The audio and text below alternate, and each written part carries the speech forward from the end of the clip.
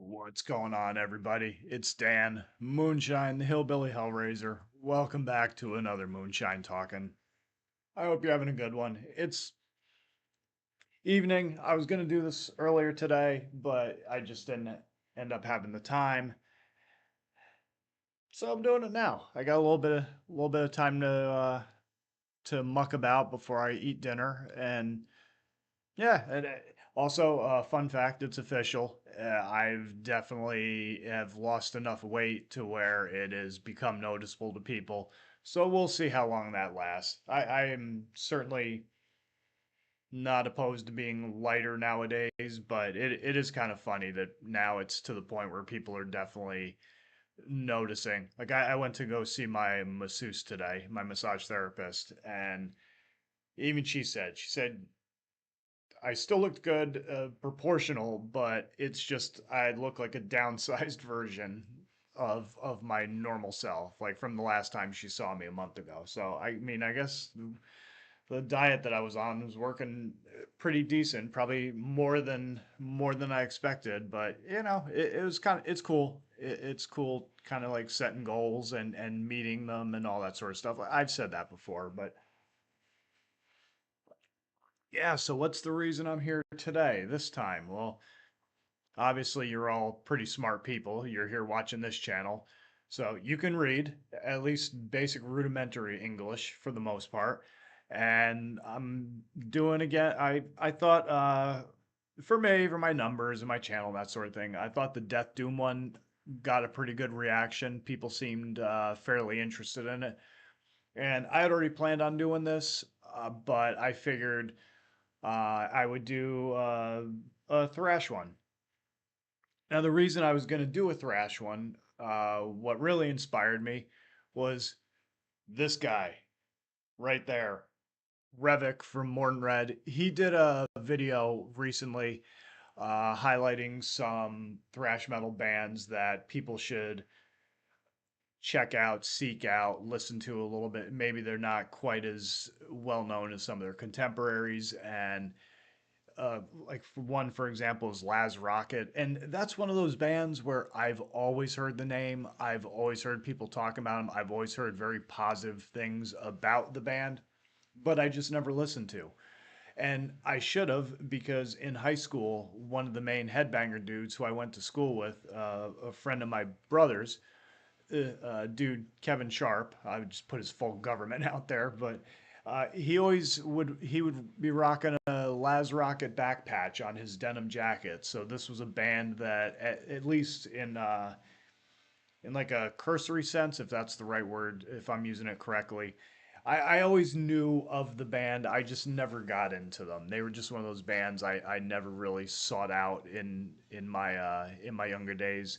And yeah, so it was cool, hearing Revik talk about some of those bands, and he had one band in mind that he didn't talk about, but I said, you know what, I'm gonna go ahead and jump on that. So, Revik, I hope you don't mind. I'm gonna go ahead and steal one of your spots, so to speak, and talk about one of those bands. But as always, kind of like start at the beginning, not like I just start at the beginning. So what got me into listening to thrash, because I've said before that thrash isn't it's not the genre that it's not my absolute favorite genre, even though as I was thinking about it and doing research and everything, I realized I certainly like a lot more thrash than I realized. But I like a lot of like the stoner doom sludge stuff, the trad stuff, certainly a lot of death metal. Getting a lot more into black metal, particularly a little bit more underground black metal. Uh, a lot of thrash that I like tends to have a little bit more of like the black and thrash elements, the more like the Venom kind of stuff. I love Midnight, love Bewitcher. Stuff like that is really stuff that I enjoy quite a bit. And I do love a lot of old school thrash, which I'll get into. So, babbling a little bit here. I've mentioned this before. I've shown it before. So the first thing that I ever listened to that was thrash metal or thrash metal adjacent was this cassette here. I got this for Christmas, and I want to say it was either 88 or 89. And hearing Hook and Mouth, that was probably one of the most appropriate songs that I could have heard as a young lad growing up, getting into heavy metal. At the time, I was really mostly heavily into the hair bands and the glam metal and the more 80s hard rock style stuff like Van Halen and the Scorps and again a lot of the hair band stuff. So that was like a whole world opened up to me. And then those of you who are familiar with this tape, which especially the older heads, I know a lot of people are familiar with that compilation. And then listening to Slayer and hearing Evil Has No Boundaries, that was like, whoa. That just kind of like blew my mind as a young kid getting into this stuff. And it was definitely one of those things that really that kind of cemented that this was the type of music that I wanted to listen to and I wanted to get into. The Death Angel track on it, Angel of Pain, is fantastic. Just the riff,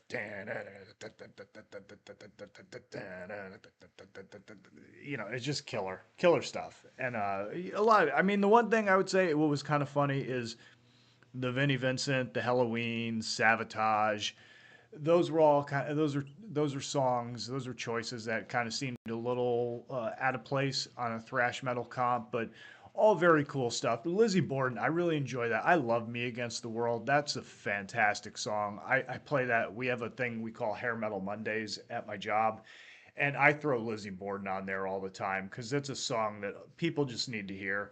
I always nowadays I think a lot of Black Roses when I hear it with the friggin' demons singing it at the beginning of the movie.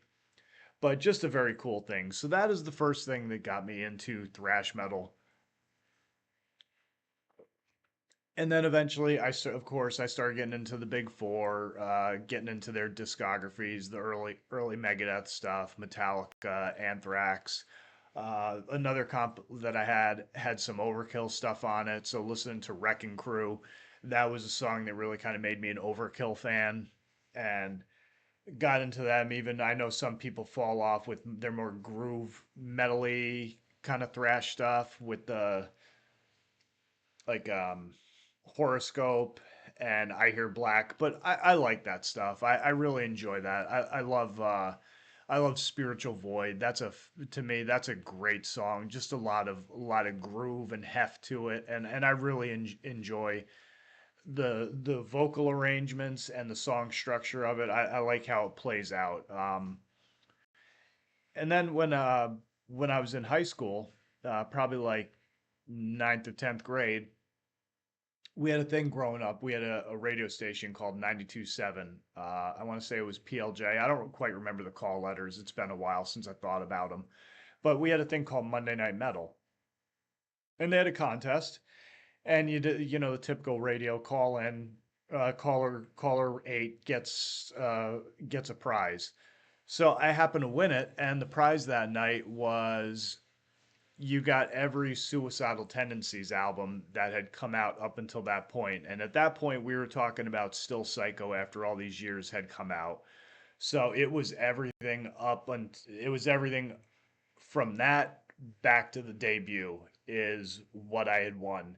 Now, me being a kid, I didn't know that, and they didn't tell me on the radio. I might have just hung up a little too quick. Might have done like the Rudiger, the Veruti, the dude from Detroit Rock City, James DeBello's character. I might have done one of those deals that hung up too quick and didn't get my Kiss tickets. Didn't know where I had to go to get the prize, but I was supposed to get it within a certain time frame, and I didn't. I didn't ask my parents to take me because I didn't know that I had to go like, hey, you got to come here by Saturday to claim your prize. So when I finally got there, I was at the radio station, talked to the people at the front desk, and they were like, "Hey, you were supposed to come here by X, Y, and Z." And I was like, "Well, nobody told me that, and if they did, they didn't make it clear that I had a finite amount of time to do this." And then, like I'm thinking, like, dude, I'm a kid. I don't drive. Like, did you? I live many towns over. What did you think I was gonna do? pull out a walking stick like Moses and walk across the land for friggin' 5 days to come get some ST stuff.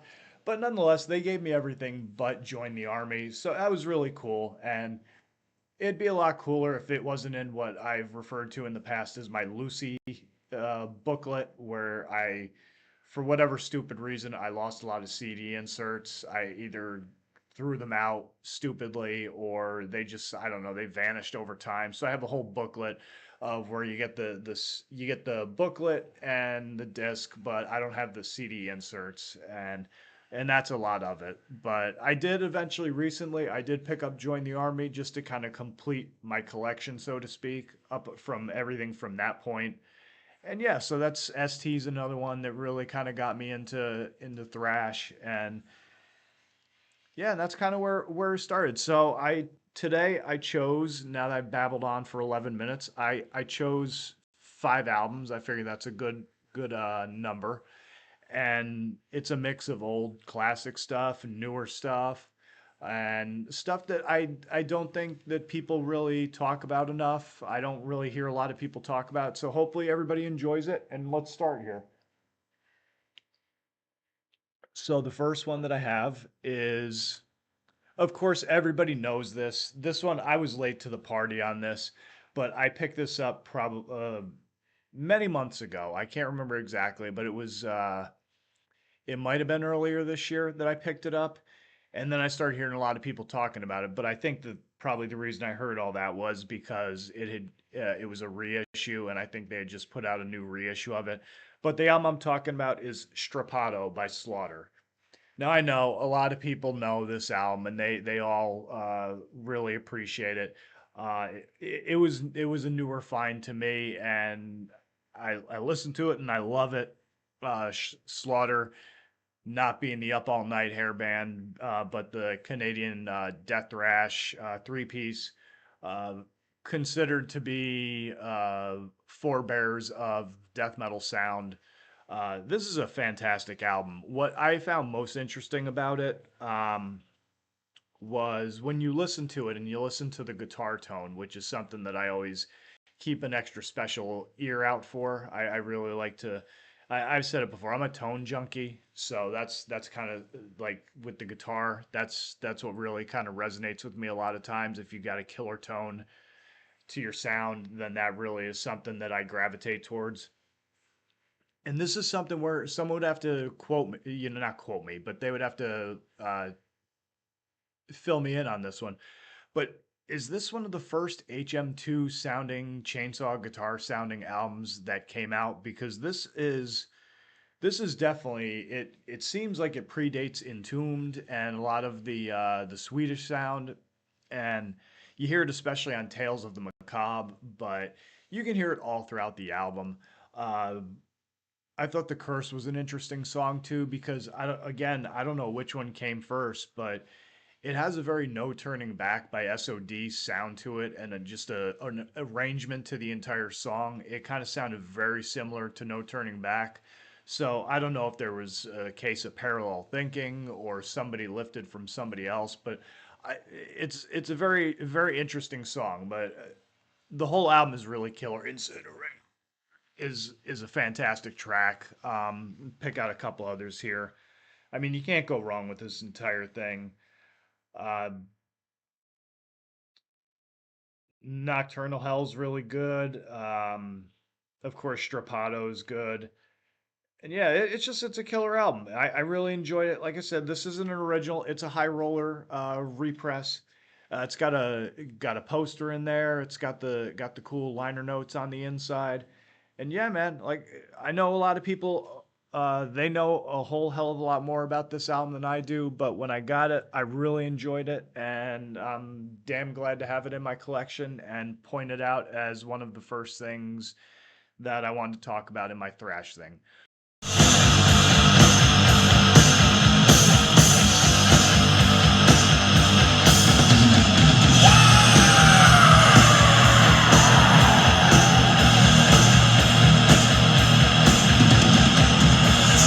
Turning, mind on fire, a face you can't escape.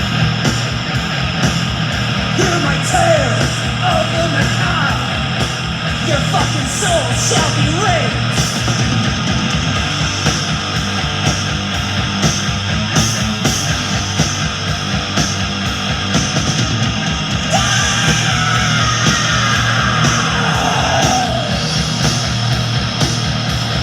Uh, so next up, we got from the Windy City, home of Al Bundy, Chicago, Illinois, USA. We have off of Southern Lord Records, Lair of the Minotaur, War Metal Battle Master. Now you're probably thinking to yourself, is this war metal? It's not war metal. It's more of a combination of it's a blend of thrash and sludgy doom metal. It's got a lot of hints of that. A lot of similarities to High on Fire, I would say, but definitely a lot more aggressive. Um, they're a three piece again from Chicago. This was a 2008 release for them. I had seen the video for the title track for War Metal Battle Master, and I originally came to know about their the band because mixed martial artist Josh Barnett. He was a big fan of theirs. He's a super huge metalhead. He loves a bolt thrower. I mean, to the point that he's got a shirt. One of his shirts is it's done in the bolt thrower logo. So he loves this. He loves them. He loves all sorts of different crazy stuff. And it's kind of appropriate because this entire album is just it's a violent assault on the ears. You feel like you went to war with Josh Barnett in the cage because you get pummeled the entire time with these freaking just it's just violent. I mean the riffs assault you. It's got these just pounding tribal beats throughout the entire thing. The harsh screaming vocals. You get at times just crazy machine gun type drum patterns, uh, all sorts of crazy slides. But there's even like on one of the main songs I'd recommend is the title track. Like I said, War Metal Battle Master. It's got a killer video too. They talk a lot about like ancient mythology and warfare and ancient beings from a different time and place, and it's really it's cool stuff. It's definitely a little bit more on the fantasy side, which is there's nothing wrong with that. But then also, I'd say probably Assassins of the Cursed Mist. I don't know what it's called, but the drumming technique where you're hitting the floor tom. I don't know what that's called, but there's a lot of that going on in the song and lots of killer groove to it. It's definitely a song where you can get your two step on if you're listening to that live and really get a pit going that way. And it's just very very cool stuff. I would certainly recommend it. It's one of those things that I go to when I might need a little more extra motivation when I'm working out or trying to get pumped up for something. This is the type of album that I would reach for if that was the mood that I'm trying to set. And yeah, go check them out. Lair of the Minotaur is really cool. And don't sleep on them because Josh Barnett might come to your house and kick the crap out of you.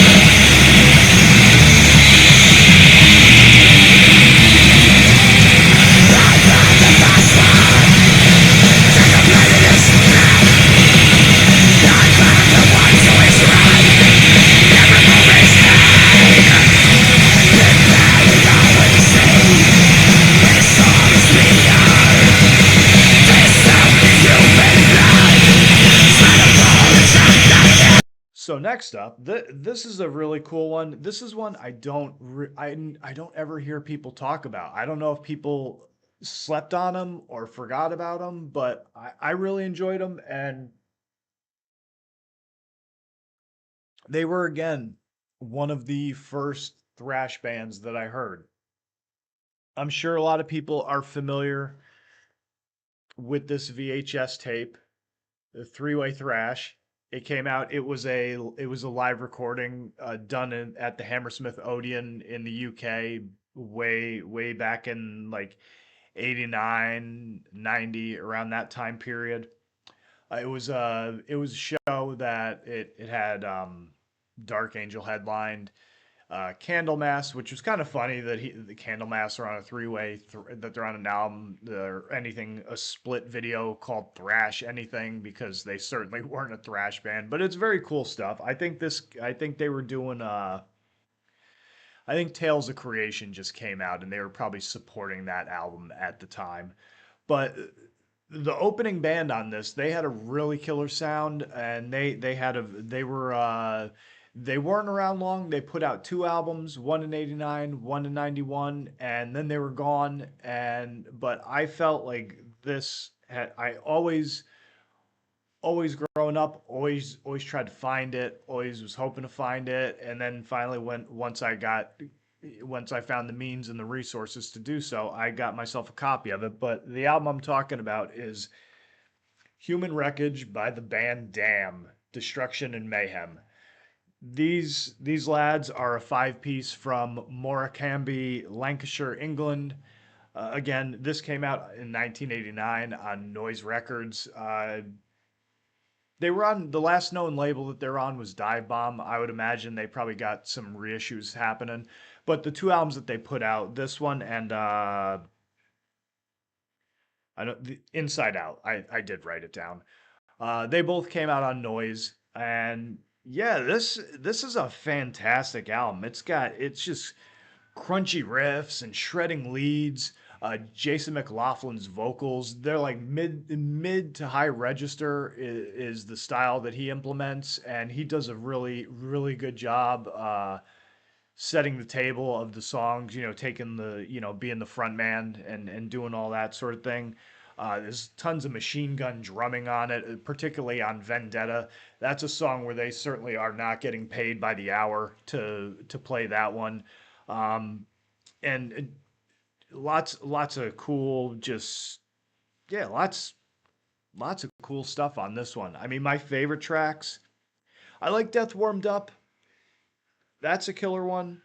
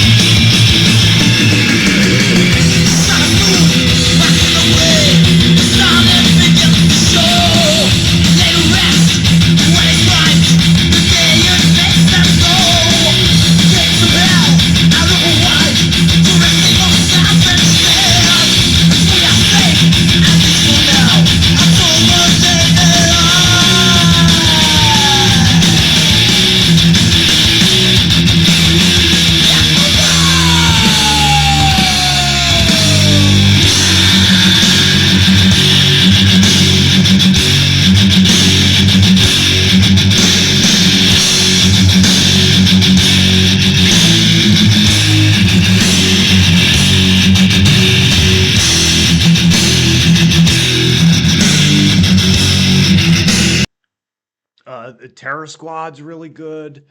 Um, the second half of the album, that is where if you're familiar with the three-way thrash video, that's where a lot of the tracks that they perform live, a lot of the songs they perform live are on the second half of this album.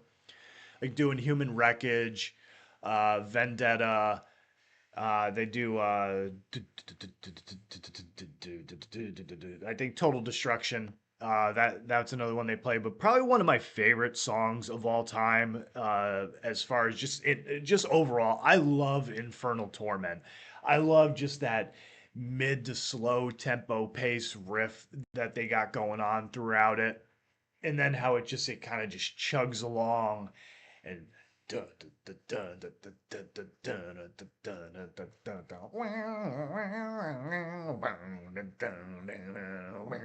and and then just it picks up just a little bit and just kind of picks up a little bit of speed, and then you get into the solo and they just start ripping ass and tearing through the bastard, and it's a fantastic track. I've always loved it. I've always thought it was such a killer song.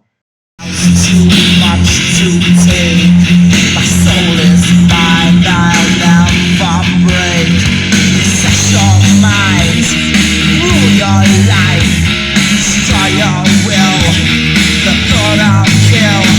Step aside, I'll take your place. Turn into my death on you. Reckon you drives me insane. Yeah, that screams inside my brain. Twisted torment in my head. Something evil wants me dead. Save me from this nightmare. Wake and dream. Never seen. There's no hope. Hope in the hell. Darkness waits to see my fate. Flash before my eyes, black. Understand the other side, their fight. All my power take left to feel your pain. I know I'm insane. Uh, I always they always stuck out of my mind because I always thought that I want to say John Burley, one of the guitar players, he always had such a weird looking guitar and he had a crazy ass afro. And I always just thought that always just stood out in my mind. And he was kind of like, no offense to him, but he kind of had like a strange look to him. And just, he always stood out as like, it was he just stood out. He's one of those people that just kind of stood out in my mind and kind of like just seared into my brain as a kid, a young metalhead growing up. But yeah, man, if you have not heard this, go check out Human Wreckage by Damn. It's a fantastic album, and again, I never hear people talk about it. I can't. I watch a bunch of videos of people who talk metal on YouTube, and I don't hear a lot of people talking about it. So I am curious if anybody is familiar with this album and if anybody likes it, if they think that I'm putting a little too much varnish on this one, but I really enjoy it. And they also they have probably one of the cooler band logos that I've seen throughout time. I think that's just a really cool logo. Very cool stuff. Um, so next up, this is a newer band. I've talked about them before. I went to go see them. I caught them live a couple of times. They opened up for Ex Hoarder, and they also opened up for Goat Whore. They're a New Orleans three-piece. They've been around since 2022, and the name of the band is Heracleon, and this is one of their EPs. They have two out. This is from 2022. This is Curse of Eternity. And then they have another one called Necroverse that came out last year, 2024. They're more of the death thrash variety, and but I would say probably with Necroverse they went more, they sound a lot more, if you're a fan of death, then I would say probably you'll really enjoy their sound on that one. But I really enjoy Curse of Eternity, both the song and the EP a little bit more. Cryogenic Death is another really good song on that album. And there's really not much I can tell you about them because I don't know a whole hell of a lot about them beyond the fact that they come Kyle Thomas approved and sponsored, so to speak. I believe they're just they're young kids who grew up in the New Orleans metal scene, and they got in with the bands. They started doing their own thing, and they're just a bunch of young kids that are doing it the right way, and they really talking to them and meeting them and seeing them perform live. They have the heavy metal spirit. They are certainly flying the flag loud and proud, and they do a fantastic job. So they're one of those there's some of those young go-hards that are on the come up, as the kids would say. And I would certainly recommend people give them a listen, check them out, and and again, let me know what you think. They're one of those bands who I'd certainly like to see more of them in the future and see how they progress and how they evolve as a more mature band as time goes on. That's Heracleon from New Orleans.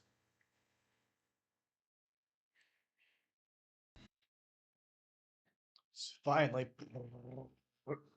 drum roll. This is the band that I stole from Revik.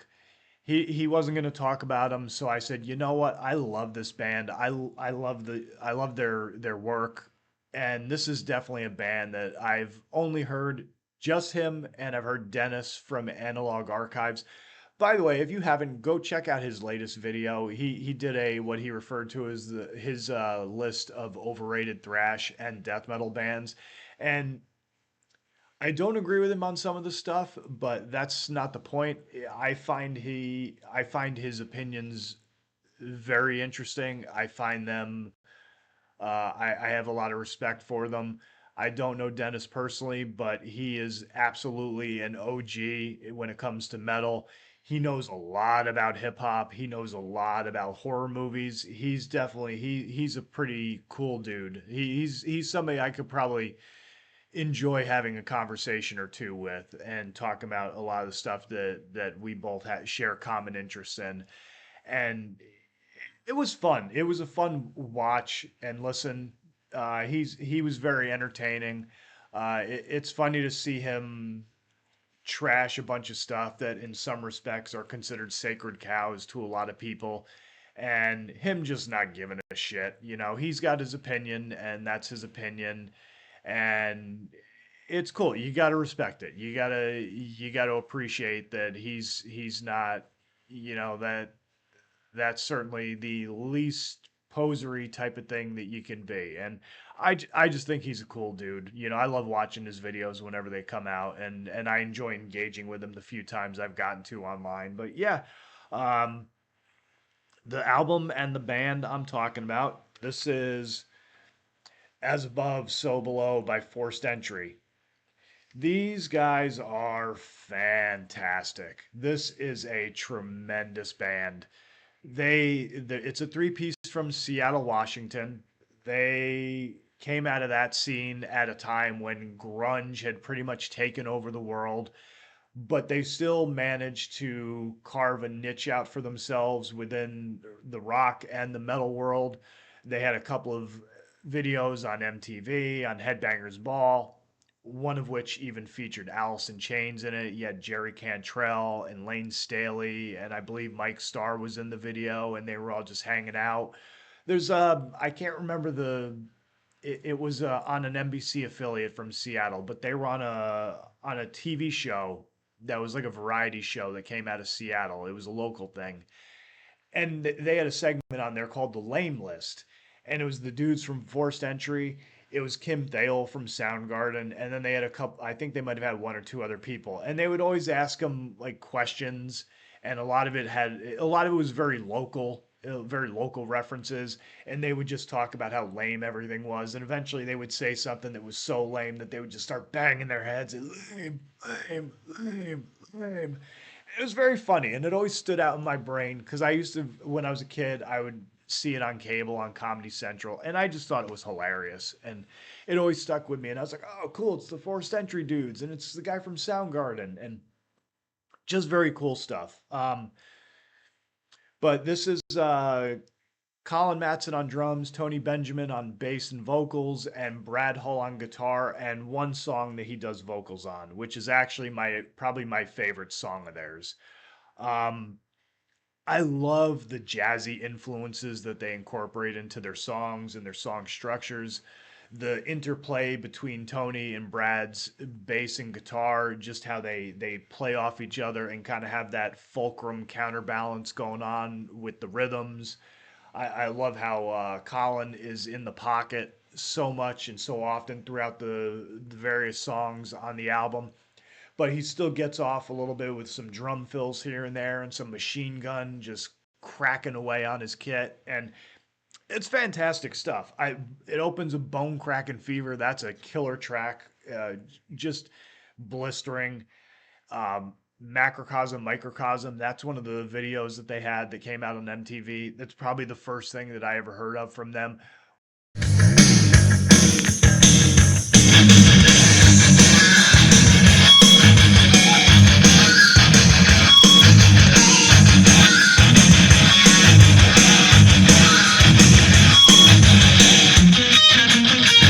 Wow!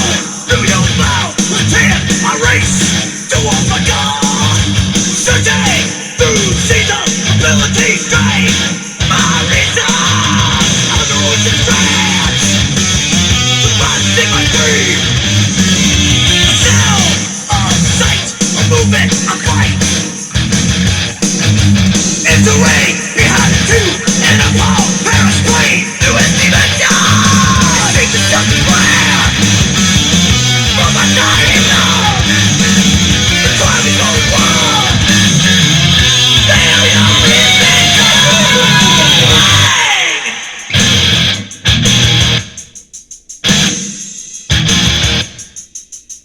Weird Dicks. That's just a fun song. That's a killer, just fun song to listen to. I actually thought if I got better production values for my channel, that's something where I would love to have it as a theme because it's just fun.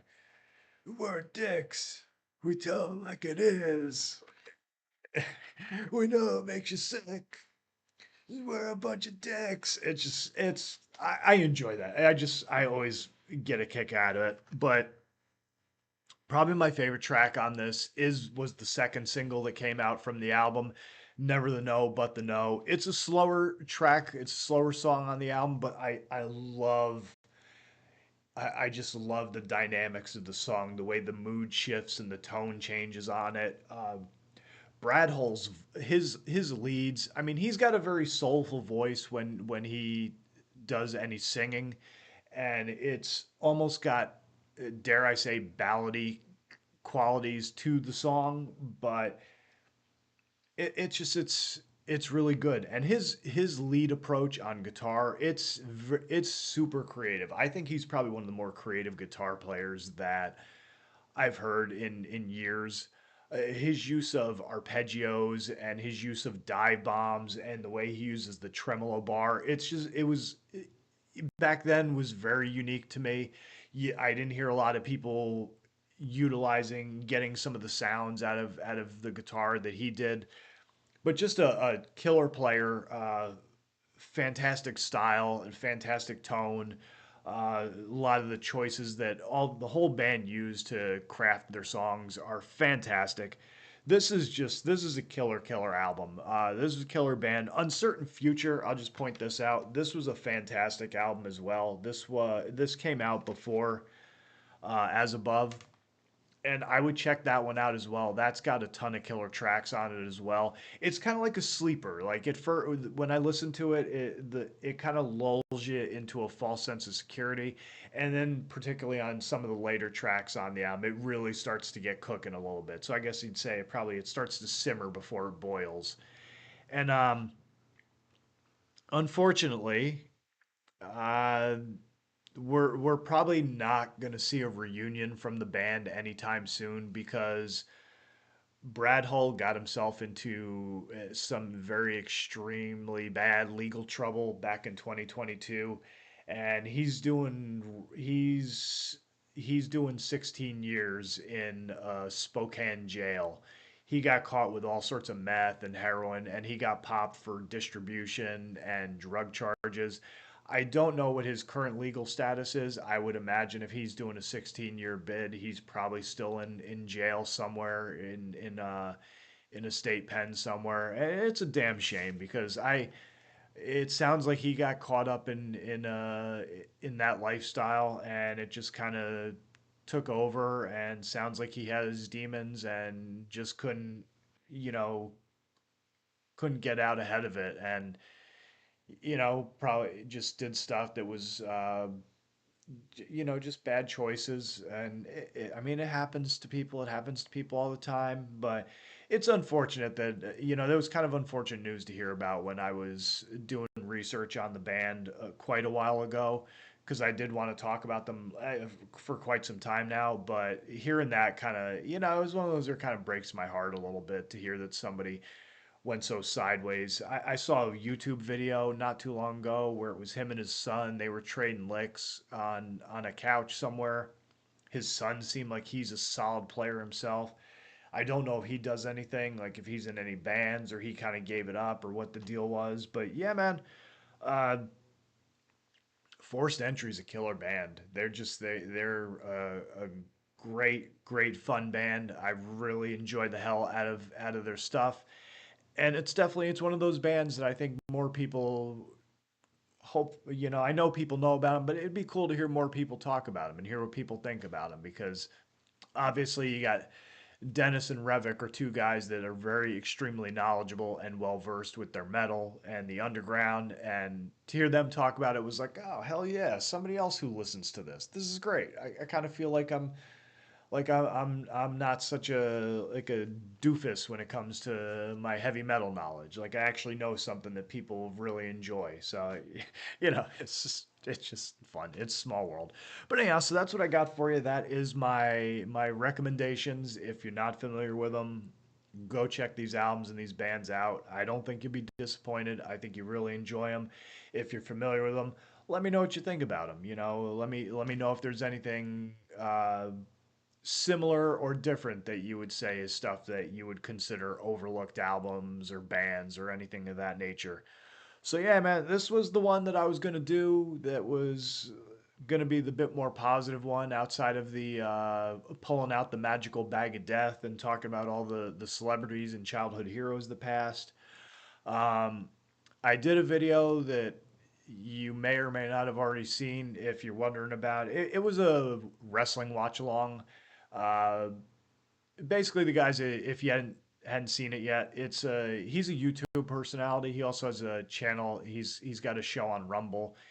He's a guy from Minnesota who has a show called Steel Toe Morning Show, and he got himself into all sorts of trouble based on the fact that he was involved with some other internet personalities, and there were drugs involved and polygamy and just all this sordid shit. And he's in and out of jail currently, and it's just like a whole sordid tale. But and there's this whole it's a just crazy, like, weird internet stuff that it's almost like this is taken over for Jerry Springer. But nonetheless, he talked about that he had done some wrestling, and I looked up the videos, and I decided, what the hell? He's doing a anniversary show this weekend as I'm recording this, so I thought it would be fun to just go ahead and do a watch along. I actually did it a while ago, and I wasn't going to put it out because frankly, a lot of the people that are kind of into that like world and universe, they're kind of weird. They're not my kind of people, so I didn't really want to, like, at first I wasn't I was a bit more hesitant to kind of like dip my pinky toe and kind of giving that sort of stuff attention. But I said, what the hell? I had fun doing the video. I figure people will appreciate it and get some entertainment value out of it. So I put it out there, and we'll see what happens with that one. So if you want to go check that one out and anything else that I'm doing, I got more stuff on the way, got more reviews.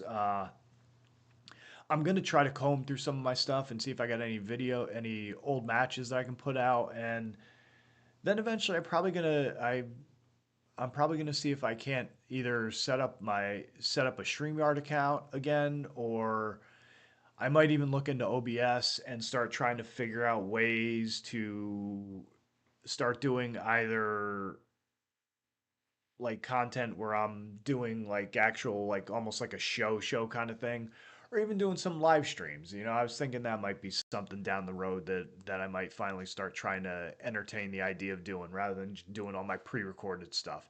And you can listen to me fumble and mumble over my words in real time. But anyhow, that's a topic for another time. So as always, this is Dan from Moonshine Talk, and hopefully you've enjoyed yourselves and you haven't been too bored listening to my meandering babble. And we're at probably gonna wind up with video clips, probably 45 minutes as always. I probably should do live streams because I just babble forever. But anyhow, as always, stay sick, stay heavy, stay brutal. Always tuck your chin upon impact. Don't forget to breathe. Everybody have a good one. I'm gonna go get something to eat and then I'm gonna relax. Might bang about on the guitar a little bit and then yeah, it's my weekend as I'm recording this, and as far as I know, my job is intact, so that's a good thing. And yeah, so we'll see how the week goes, and that's it. That's what I got for you. Get out. All right, man. Later.